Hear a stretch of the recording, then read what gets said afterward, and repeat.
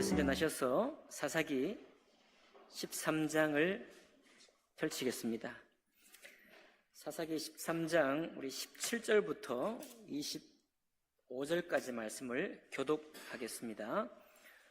구약 성경 385쪽 가량의 사사기 13장 17절이 있습니다.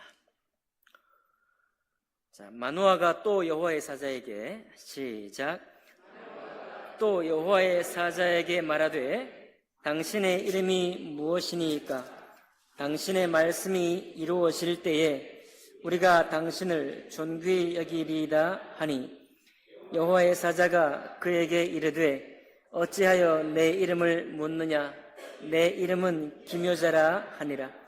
이에 마노아가 염소 새끼와 소재물을 가져다가 바위 위에서 여호와께 드리매 이적이 일어난지라.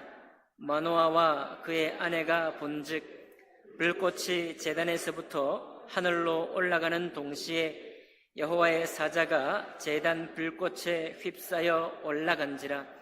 마노아와 그의 아내가 그것을 보고 그들의 얼굴을 땅에 대고 엎드리니라. 여호와의 사자가 마노아와 그의 아내에게 다시 나타나지 아니하니 마노아가 그제야 그가 여호와의 사자인 줄 알고 그의 아내에게 이르되 우리가 하나님을 보았으니 반드시 죽으리로다 하니 그의 아내가 그에게 이르되 여호와께서 우리를 죽이려 하셨더라면 우리 손에서 번제와 소제를 받지 아니하셨을 것이요 이 모든 일을 보이지 아니하셨을 것이며 이제 이런 말씀도 우리에게 이르지 아니하셨으리이다 하였더라. 그 여인이 아들을 낳음에 그의 이름을 삼손이라 하니라. 그 아이가 자라매 여호와께서 그에게 복을 주시더니 소라와 에스타올 사이 마하네단에서 여호와의 영이 그를 움직이기 시작하셨더라. 아멘. 말씀과 예배를 위해 기도하겠습니다. 살아계신 하나님 아버지, 오늘 마노아와 그의 아내와 삼손에게 임한 가정, 삼손의 가정에 임한 성령 하나님의 역사하심을 통해서 우리 모두를 크게 위로해 주시기를 원합니다. 나의 말씀 삼을 수 있도록 축복해 주옵소서. 모든 것을 주님께 의탁하며 감사할 때 귀하신 우리 주 예수님 이름으로 기도하옵나이다. 아멘. 자리에 앉으시겠습니다. 오늘 사사기 13장 본문 전체를 중심으로 한 가정을 위한 하나님의 경영이라는 제목으로 말씀 나누겠습니다. 여러분과 제가 성경을 읽게 되면 각자가 눈에 들어오는 그런 비유나 그런 구절들이 종종 있습니다. 이것을 때로는 그 말씀을 붙잡아서 약속의 말씀이라고 취하기도 하고 때로는 그 말씀을 내 삶의 표대로 삼기도 합니다. 저 같은 경우에 몇 가지 비유의 말씀들이 제 마음속에 처음 볼 때부터 지금까지 계속 마음에 박혀있는 몇 가지 비유가 있어요. 물을 저축지 못할 터진 웅덩이다 이런 비유부터 시작해서 오늘 나눌 말씀 중에 이사야 51장 1절에서 3절 사이에 보면은 떠낸 반석이다 라는 비유가 있습니다. 그리고 떠낸 웅덩이, 우묵한 웅덩이다 그런 비유의 말씀이 있습니다. 이사야 51장의 그 본문은 이미 이스라엘 백성들이 하나님께로부터 징계받아서 70년 동안 바벨론 포로 생활을 할 것에 대한 예언의 말씀이고 70년 포로 생활을 한 이후에 어떻게 행할 것에 대해서 말씀을 시작하는 본문이 이사야 51장 1절에서 3절입니다. 그 말씀을 시작하면서 떠낸 반석이다. 너희는 떠낸 반석이다. 그리고 우묵한 웅덩이다. 이렇게 비유를 하고 있습니다.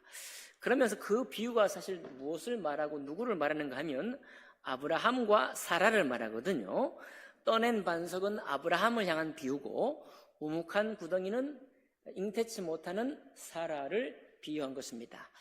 그러니까 이스라엘 백성을 처음부터 만들 때부터 하나님이 이스라엘 백성을 처음 구별할 때부터 어떤 중다한 수많은 사람을 한꺼번에 불러서 너는 내 민족이다 라고 부르는 것이 아니라, 이제 또 바벨론 70년 포로 생활, 식민지 생활하면서 엄청 쥐어 터지고 소망이 없는 민족을 주님이 끌어내실 때 엄청나게 많은 사람을 한꺼번에 세우시려고 하는 것이 아니라, 바로 한 가정 아브라함과 사라를 세웠던 것처럼 저들이 돌아올 때도 스룹바벨과 대제사장 엘리에셀, 그리고 몇 사람을 중심으로 세웠던 것처럼 그렇게 하나님께서 역사하신다라는 것을 보여주는데, 아브라함을 일컬어 떠낸 반석이라고 말했어요. 우리 사진 한번 볼까요?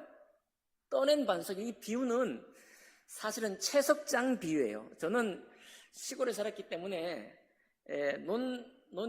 논에서 이제 삽으로 흙을 떠내가지고 좀 얕은 데를 도두르는 경우가 있거든요. 항상 이 비유를 보면서 삽으로 떠낸 자리 그렇지 있지, 떠낸 자리 있지, 거기에 물이 좀 고이기도 하지, 이런 생각을 했는데, 이 원래 비유는 채석장 비유입니다. 채석장이 뭐예요? 돌을 캐내는 곳이잖아요. 쓸만한 돌, 다이아몬드를 캐내는 것도 채석장이고, 그 다음에 무슨 대리석을 사용하기, 대리석 채석장, 대리석을 떼내는 것도 채석장입니다. 여기는 어디냐면 전북 익산이에요. 전라북도 익산. 우리나라 전라북도 익산에 제가 아직 입에 익지 않는데요. 황동석산, 죄송합니다. 정확하게 말씀드릴게요. 익산에 황등석산, 황등석이라고 하는 이 돌 품질이 있대요. 그 황등석을 떼내는 그런 다 떼내고 남은 자리죠. 저거를 누가 비유하기를 무슨 한국에 있는 거꾸로 세운 콜로세움이다 이렇게 비유를 했습니다. 저기 떠낸 자리가 보이죠? 층층이. 저걸 떠내가지고 이제 귀하게 쓰는 거죠. 아브라함은 누구냐? 아브라함은 갈대아 우르라고 하는 우상을 섬기던 아버지 데라, 우상을 섬기던 아버지 데라와 그 문화에서부터 떠냈다 이거예요.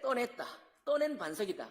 그러면 아버지가 있던 데라의 그 땅은 어떤 땅이냐? 쓸모없는 땅인 거예요.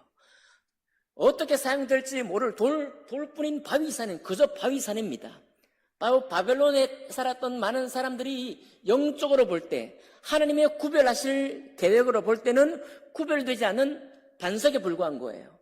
그 반석에 불과한 돌 같은 사람들에게서부터 아브라함을 불러내셨다. 하나님의 나라를 세우기 위해서 불러내셨다. 그래서 아브라함을 떠낸 반석입니다. 그럼 저기는 남겨진 반석이죠. 쓸모 있는 것을 떠낸 후에 남겨진 쓸모없는 돌산에 불과합니다. 그렇죠? 저게 남아있는 채석장이에요. 성경에는 자주 말하듯이 우리 모든 사람은, 여기 교회를 다니는 사람이나 다니지 않는 사람이나 구원받은 사람이나 구원받지 않는 사람이나 본성상 똑같은 사람들입니다. 성정도 똑같고, 우리는 본질상 진노의 자녀자라는 이것은 우리가 죽을 때까지 변하지 않는 거예요. 본질적으로 우리는 하나님과 맞지 않아요. 본질적으로 주님의 거룩한 말씀과 맞지 않기 때문에 우리가 하나님 말씀을 거절하고 안 믿으려고 하는 것이 정상인 거죠. 이게 모든 사람 마음에 있는 것입니다. 자, 그것이 바로 저기 돌 같은 바위가의 마음이에요. 우묵한 웅덩이는 무엇이냐? 우묵한 웅덩이는 사라가 잉태치를 못했는데 바로 그 사라의 마음입니다. 한번 넘겨주실까요? 여기는 러시아의 미르라고 하는 다이아몬드 채광석 산이에요. 얼마나 깊이 팠는지 이 도시 보입니까?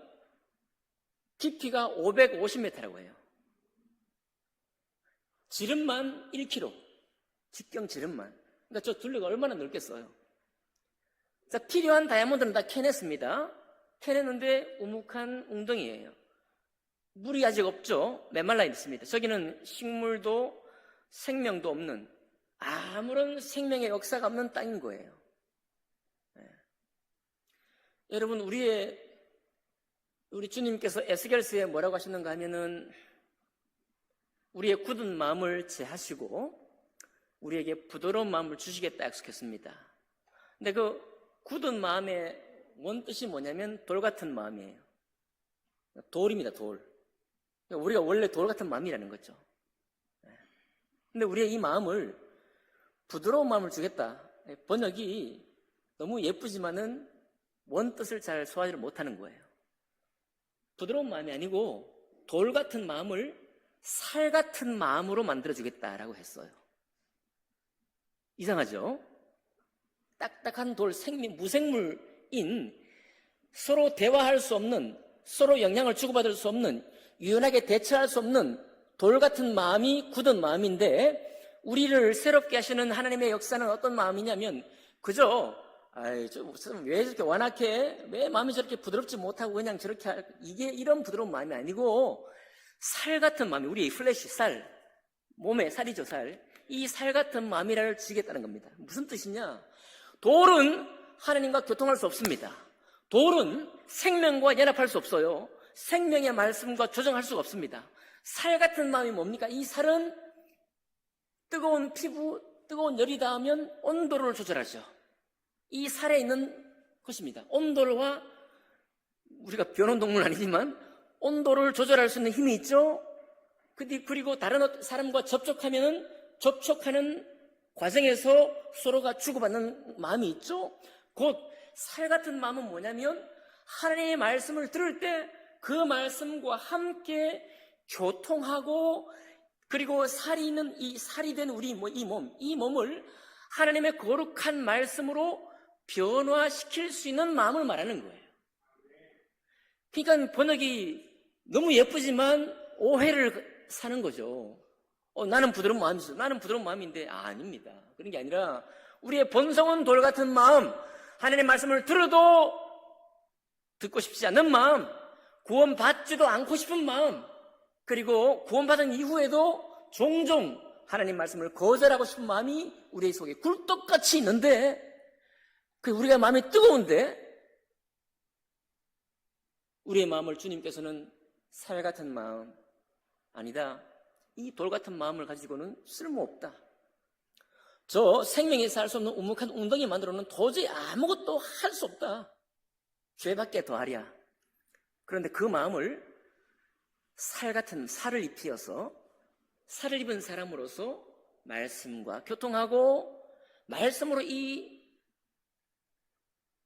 들어도 들리지 않던 마음에 듣고 변화하고자 하고 새롭게 되고자 하는 마음을 주시겠다라는 말씀이 에스겔 36장에 있는 말씀입니다. 왜 이 말씀을 드립니까? 오늘 마노아의 가정이에요. 삼손의 가정에 일어난 일입니다. 마노아는 삼손의 아버지예요. 삼손이 태어날 때가 어떤 시절인가 하면 40년 동안 블레셋의 식민 지배를 받던 시간들입니다. 지난주에 말씀드렸지만 우리가 일제 36년 지배를 받았죠. 40년이면 소망이 끊어지는 시간이죠. 40년이면 삼손보다 먼저 태어난 사람은 우리 부모님 세대가 그랬듯이 젊은 청춘에 꿈도 꾸지 못하는 세월입니다. 무엇을 꿈꿔야 할지, 앞으로 어떻게 살아야 될지, 우리 젊은 세대는 삶과 비전과 꿈을 말하지만 40년 정도 안에 태어난 사람은 젊은 시절 다 날려버리는 거예요. 자, 그 40년 동안 이스라엘이 블레셋의 식민 지배를 받고 있을 때입니다. 구원할 자도 없습니다. 당시에 제사장도 있고 선지자도 있었게, 그죠? 선지자는 사무엘이 먼저니까. 저들을 구해낼 어떤 사람도 유력한 사람이 없는 것입니다. 마노아를 보니까요, 어디에 눈 씻고 찾아봐도 마노아의 직책이 안 나와. 마노아가 무슨 장관이라든지, 마노아가 무슨 직분을 가졌다든지 이런 말이 안 나옵니다. 그냥 평범한 가정이에요. 그냥 평범한 가정에 아무런 직분 이름도 없이 마노아 가정에, 그리고 그 아내는 이름도 안 나와요. 아내는 이름도 안 나옵니다. 그런데 그 가정에 여호와의 사자가 찾아온 거예요. 찾아와서는 잉태치 못한 그 아내에게, 너에게 자녀가 있을 것인데 이 자녀를 통해서 이스라엘을 구원할 것이다. 그러니 이 자녀가 태어날 때부터 그를 나실인으로 길러라. 포도주와 독주를 마시지 말게 하고, 그리고 또 뭐예요? 머리도 자르지 말게 하고 등등의 하나님께 구별된 표시로 주님께서 이 사람을 허락했다는, 이 아들 삼손을 허락하셨다는, 주님께서 떠낸 반석으로 이 아들을 통해서 이스라엘을 구원할 것이라고 하는 그 말씀을 준 것입니다. 여러분, 그러니까 신앙생활은 종교생활이 아닌 것입니다. 신앙생활은 그냥 자연스럽게 내가 세상 사는 삶과 신앙생활이 이어지는 것이 아니에요. 단절되는 것입니다. 좀 이해를 하시기 바라요. 내가 신앙을 가졌다는 것은 이전 삶과 단절되는 것입니다. 왜냐하면 이전 삶은 돌 같은 마음이고 내가 주님께로부터 주님의 영을 받았다고 하는 것은 죄로 돌같이 된 마음이 그 죄를 회개하고 하나님과 호흡하는 사람으로 살게 되었다는 것이니 어찌 단절이 일어나지 않겠냐 이 말입니다. 그러니 마노아의 가정에 찾아온 이 여호와의 사자를, 하지만 단절이 있을 수밖에 없는데 사실 우리가 이걸 이해를 잘 못해요. 누가 제일 이해를 못했느냐? 아버지 마노아가 이해를 잘 못했습니다. 하나님 이걸 잘 알았는지 마노아에게 안 나타났어요. 마노아에게 나타나지 않고 그 아내에게 먼저 나타났습니다. 계시를 준 것도 아내가 먼저 받았어요. 자, 계시를 받았으니 아내가 이제 남편 마노아에 가서 얘기를 하죠. 왜 얘기를 합니까? 가장은 남편이기 때문에 갑자기 이상한 하나님의 천사가 나와서 이러저러한 얘기를 하더라. 마노아에게 얘기했어요. 마노아가 듣고 보니까 놀라운 얘기긴 한데 자기가 안 들었으니까 직접 다음에 나타나면 내게 말해달라. 근데 들에 가서 아내가 일하고 있는데 또 남편이 없을 때 찾아온 거예요. 이러고저러고 또 얘기를 했습니다. 그 얘기를 듣고 마노아가 달려가가지고 만난 거죠. 달려가가지고 봤습니다. 보니까 뭐 이러저러 하다 얘기를 하는 거예요. 여호와의 사자다 이렇게 말하니까 당신 이름이 뭐냐? 좀 묻고 싶다. 아마 남편이 마노아가 확인을 좀 해야 되겠죠. 여러분 아무나 믿으면 돼요, 안 돼요? 아무나 영접하면 됩니까, 안 됩니까? 안 되죠. 당신 이름이 뭡니까? 라고 물으니까 이 여호와의 사자가 하는 말이 나는 기묘자요 모사다 이렇게 말하니까 깜짝 놀란 것입니다. 기묘자, 기이한 하나님의 사람이라는 거죠. 그렇게 말하니 깜짝 놀라서 마노아가 제사를 드립니다. 그를 위해서 제단을 쌓고 제사를 드리니까 불꽃이, 오늘 우리가 읽지 않았지만 앞에 나와 있죠? 불꽃이 막 사르고 막 이렇게 일이 있으니까 그제서야 마노아가 깜짝 놀라서 고백을 합니다. 야, 내가 죽겠다. 아이고, 여러분 더우십니까? 하나님을 보면 어떻게 돼요? 구약율법에 하나님을 직접 보면은 죽잖아요. 마노아가 그걸 알겠어요, 모르겠어요? 알고 있습니다. 어이구, 내가 이거 죽겠구나 라고 이제 벌벌 떨면서 말을 합니다. 제가 조금 갯다리로 가려고 그러니까요. 이해하고 들었어요? 여러분, 그러니까 우리가 주님께 구원받을 때는 우리가 회개할 때는 두려움과 같은 떨림이 있습니다. 아멘 합시다. 아멘, 그 아멘 감사합니다. 그 아멘 좋습니다. 우리가 주님 만날 때 두려움이 없는 만남이다. 이상한 거예요. 주님 만나는데 떨림이 없다. 이상한 것입니다. 그건 있을 수 없는 일이에요. 거룩한 하나님을 거룩치 못한 내가 딱 부딪혔습니다. 예, 하다못해 귀신을 만나도 모결이 송연해지는데, 예, 저는 옛날부터 기도했습니다. 하나님, 귀신 절대 보지 않게 해주세요. 어디 정말 영이 혼탁해진 분이, 연약한 사람이 귀신 봤다 그러는데 절대 저는 안 보고 싶습니다. 내 평생 안 보게 해주세요. 안 보여주세요, 주님이. 절대 안 보여줍니다. 제가 무서워할 줄 알고. 여러분, 살아계신 하나님입니다. 살아계신 하나님의 그 거룩한 임재, 하나님의 영이 내 속에 딱 부딪혀올 때 우리의 회개가 없을 수가 없는 거예요. 마노아가 여러분 뭐 의심이 많은 겁니까? 아니, 의심만 많은 게 아니라 이 사람이 하나님 앞에 딱 섰을 때 내가 하나님 앞에 섰다고 하는 두려움이 딱 느껴진 것입니다. 정상인 거예요. 근데 보니까 하나님이 마노아에게 안 나타나고 이 아내에게 나타나는 이유가 좀 있는 것 같아요. 제가 좀 성경에 안 나오는 말이지만 좀 풀어보겠습니다. 여러분, 남편은 가정을 책임지잖아요. 40년 동안 이스라엘이 식민지를 받았습니다. 아마 남자들이 민족적인 어떤 마음을 가지고 독립을 위해서 싸우려고 여러 번 시도하거나 노력하거나 했을 것 같아요. 했겠어요, 안 했겠어요? 예, 모임을 만들고 막 힘을 내고 막 뭐 하자 이렇게 했을 것 같아요. 그런데 해봤더니 40년 동안 어떤 항쟁을 했겠는데 안 먹힌 거예요. 아내는 지켜보는 입장이지만 남편은 뭔가 해야 될 사람들입니다. 근데 부딪혔는데 아무 일도 일어나지 않는다. 지난주에 말씀드렸지만 이제는 블레셋이 영원히 우리 땅을 지배하려는가 보다 실망이 딱 된 거죠. 낙담이 된 상태인 것 같아요. 그러니까 이런 상태, 흑암이 가득한 상태에서 주님께서 뭔가 일을 하신다? 이 믿는 것이 쉽지가 않았던 것 같습니다. 남편이 믿음이 없었다기보다는 남편이 할 만큼 해봤더니 부딪혀보니까 답이 없는 것이죠. 여러분, 우리가 인생 중에 지금도 여러분과 제가 부딪혀 있는 문제가 있고 숙제가 있고 깊은 숙제도 있고요. 아주 간단한 숙제이지만 마음을 격동시키는 숙제, 이런 것들이 우리에게 많이 있습니다. 그렇지 않습니까? 예. 우리 마음이 항상 그래요. 우리 마음이. 그런데 그런 마음이 있을 때 우리는 본질상 진노의 자녀요, 돌 같은 마음이니까 똑같아. 사람들과 똑같아. 이런 경험이 자꾸 반복되는데 이런 경험을 자꾸 반복하다 보면은 우리 마음도 마노아와 같은 마음이 돼요. 하나님이 말씀을 주어도 말씀이 안 들려요. 하나님의 말씀과 역사를 베풀어도 은혜를 주셔도 이게 주님께로부터 온 은혜인지 기억을 못하는 것입니다. 안타까운 것이죠. 불쌍한 것입니다. 마노아가 신앙이 없었기 때문이 아니라 오히려 신앙을 가지고 도전하다가 낭망되지 않았을까 생각하는 거예요.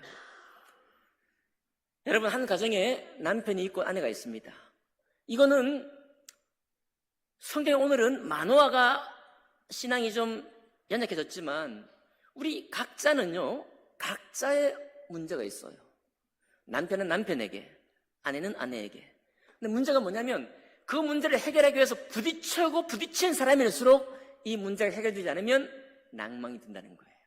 마음에 하나님의 역사에 대한 기대감이 조금씩 식어진다는 것입니다. 그럴 때 누가 도와야 되느냐? 그 문제를 직접 부딪히는 그쪽, 남편이 됐든 아내가 됐든 그 사람이 돕는 것이 아니라 그 문제를 직접 책임지고 있지 않은, 간접적으로 함께 살지만은 간접적으로 책임지고 있는, 그것이 남편이든 아내든 그 사람이 감당하는 것이 좋습니다. 오늘 그걸 말해주고 있거든요. 아내는 여기 오늘 성경에 이름도 안 나와요. 이름도 안 나오는데 주님께서 2번이나 아내에게만 나타났습니다. 그리고 마지막에 이 여호와의 천사의 이 나타나는 걸 보고 마노아는 이제 이 은혜에 대한 이 소망이 좀 끊어져서, 야, 나는 이제 죽었다. 우리가 뭐 볼 게 뭐 있냐? 40년 동안 이 민족이 전체가 지배를 받았고 내 가정도 아직 하나님의 은혜를 받지 못했고 우리 둘뿐이고 저 구덩이처럼 생명이 자라지 못하는 가정이고 내게 무슨 소망이 있냐? 나는 이제 죽었다. 이렇게 나아가는 마노아인데 이 아내의 신앙이 참 위대합니다. 여러분, 좀 평균적으로 남자는 남성 호르몬이 있지 않습니까? 여자는 여성 호르몬이 있죠. 문제를 볼 때 직선적으로 보는 쪽은 아무래도 남성 쪽이고, 문제를 종합적으로도 보고 좀 유연하게, 유두리 있게 보는 쪽은 약간 아내 쪽이죠. 야, 이 아내가요, 식민지배 40년 받을 때 남편도 받지만 아내도 받잖아요. 그리고 가정에 지금 소망이 이루어지지 않는 것에 대해서 남편만 지금 괴롭나요? 아내도 괴롭지 않습니까? 그런데 이 아내에겐 뭐가 있냐니까 하나님의 말씀을 희한하게도요, 하나님의 말씀을 기억하고 기다리고, 그리고 오늘 여기 나타난 하나님의 사자의 나타남을 주님의 마음으로 이해하고 해석할 줄 아는 안목이 있었어요. 뭐라고 되어 있습니까? 오늘 여러분과 제가 읽은 중에 3절 보십시오. 그의 아내가 그에게 이르되 여호와께서 우리를 죽이려 하셨더라면 우리 손에서 번제와 소제를 받지 아니하셨을 것이요. 자, 아내가 생각할 때요, 아니 여보, 만약에 하나님께서 나타나가지고 우리를 죽이실 요량이었다고 한다면 굳이 번제와 소제를 받을 이유가 뭐였겠냐? 보자마자 우리를 죽게 하셨겠지. 이런 이야기고, 두 번째, 이 모든 일을 보이지 아니하셨을 것이며 이제 이런 말씀도 우리에게 이르지 아니하셨을 것이다. 아니, 아들을 있을 것이고 그 아들을 통해서 머리를 칼도 대지 말고 포도주 독주를 마시지 말아서 하나님의 나시린으로 삼을 것이다 라는 그 언약을 했을 리가 없다.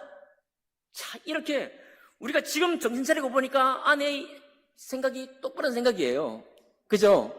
그런데요, 문제는 그게 아니라 남편 마노아처럼 자기가 믿음을 가지고 해결하려고 막 도전하다가 꺾어져 버린 사람은 정신 차리고 보면 이렇게 이해하면 되는데 이런 이해가 안 되는 거예요. 우리가 한쪽 어떤 것에 집착이 되고 나면 아무 소리도 안 들리는 것처럼 어떤 것에 생각이 함몰이 되고 나면은 아무리 주위에 권면을 해도 귀에 안 들어오는 것처럼 똑같은 상태가 마노아의 상태였던 거예요.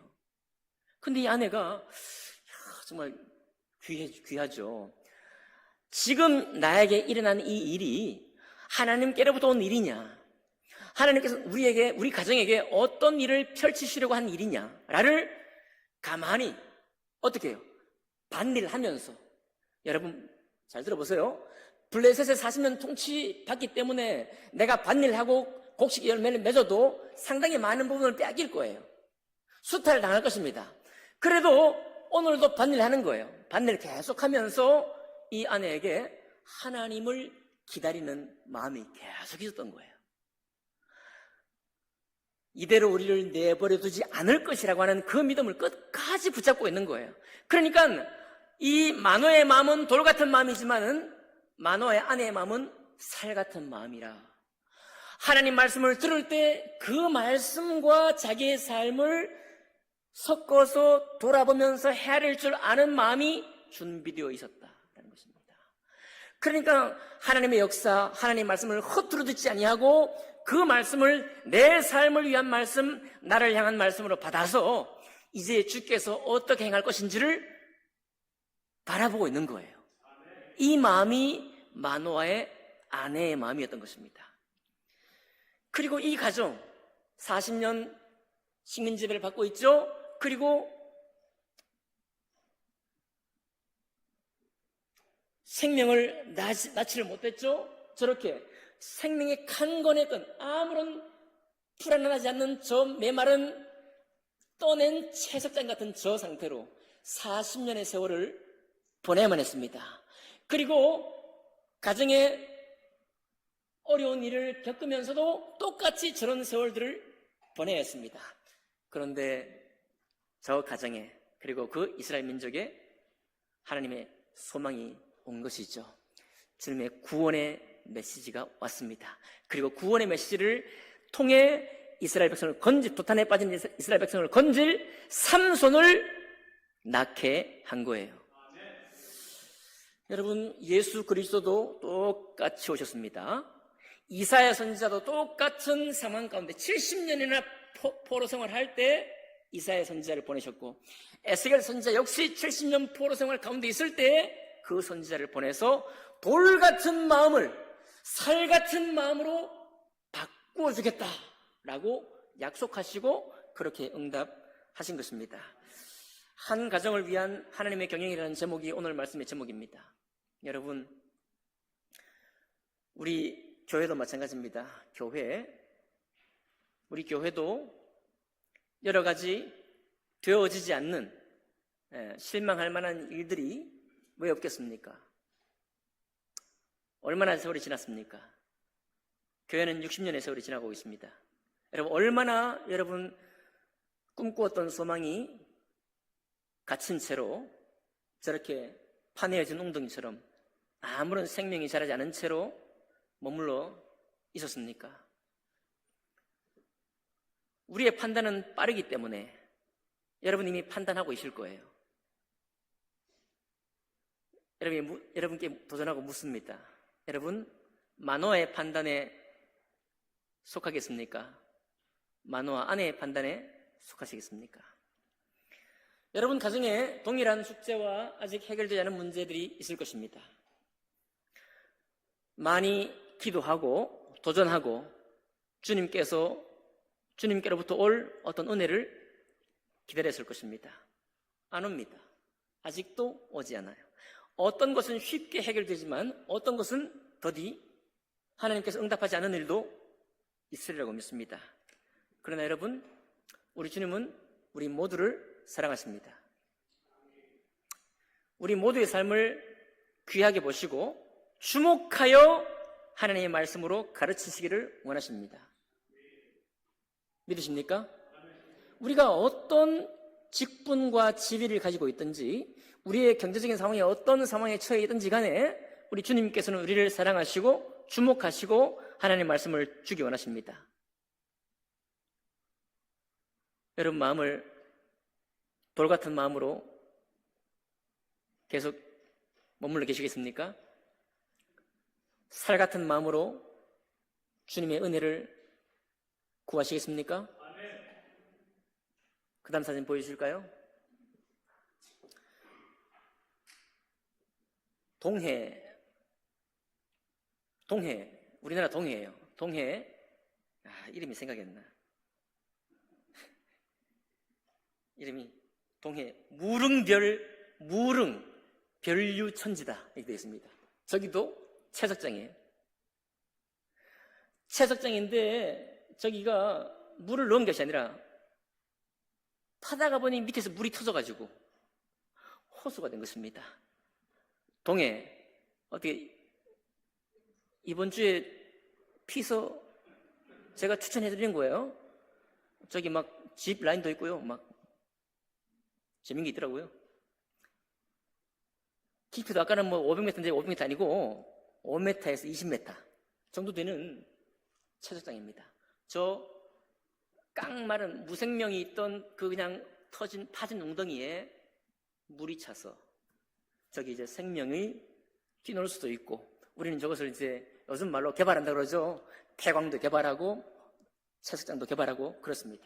여러분, 이 세대의 사람들은 지혜가 좋아서 돈 버는 일을 잘합니다. 폐광도 관광지로 만들고 저렇게 돌을 떠낸 자리도 유원지로 만들어서 돈 벌 줄 압니다. 자, 저렇게 우리 발빠른 우리가 우리 마음의 돌은, 우리 마음의 채석장 같은 이 마음은, 우리 마음의 돌은 캐낼 줄을 몰라요? 우리 마음의 돌은 살 같은 마음으로 바꿀지를 못해요?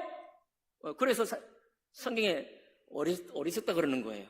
너희가 이 세대에서는 돈 버는 지혜는 빠르지만은 내 마음을 건지고 내 마음을 거룩한 주님과 호흡할 수 있는 지혜는 없다라는 것입니다.